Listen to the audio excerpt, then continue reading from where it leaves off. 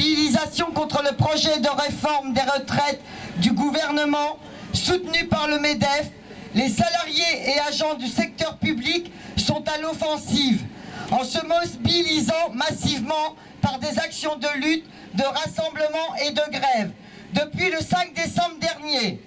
le gouvernement refuse toujours de retirer sa réforme, malgré le soutien massif de l'opinion publique.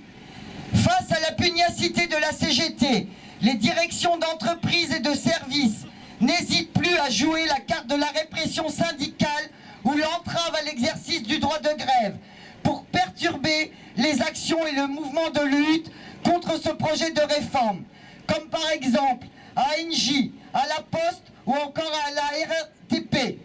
où plusieurs de nos camarades partout en France ont été convoqués à un entretien disciplinaire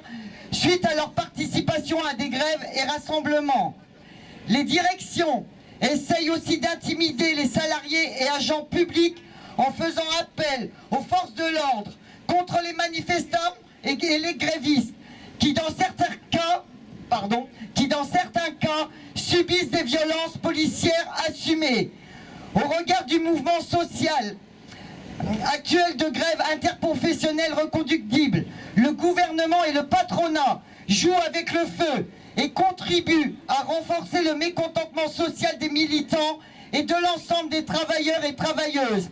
La CGT reste déterminée et apporte son soutien à tous les camarades en lutte et à ceux victimes de la répression syndicale. La CGT encourage les actions de soutien à ceux qui subissent la répression syndicale et la violence policière, tout en continuant de porter ses revendications pour combattre ces phénomènes. La CGT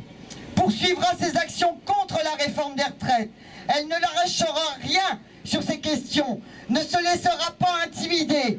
Elle appelle chacun de ses militants et militantes à continuer d'aller au débat avec tous les salariés, grévistes ou non grévistes, afin d'élargir la mobilisation sociale et notamment de faire des journées du 14 et 16 janvier prochain un nouveau temps fort et de mobilisation pour gagner le retrait du projet de réforme des retraites du gouvernement et améliorer notre système de retraite par répartition solidaire.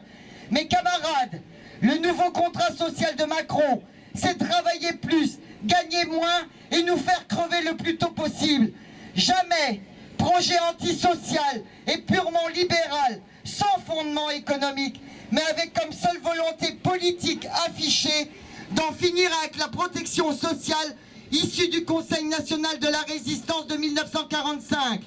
ne fera autant de dégâts auprès de la population française. C'est pourquoi la CGT continuera le combat, car comme le disait notre camarade Henri Karazuki, la régression sociale ne se négocie pas, elle se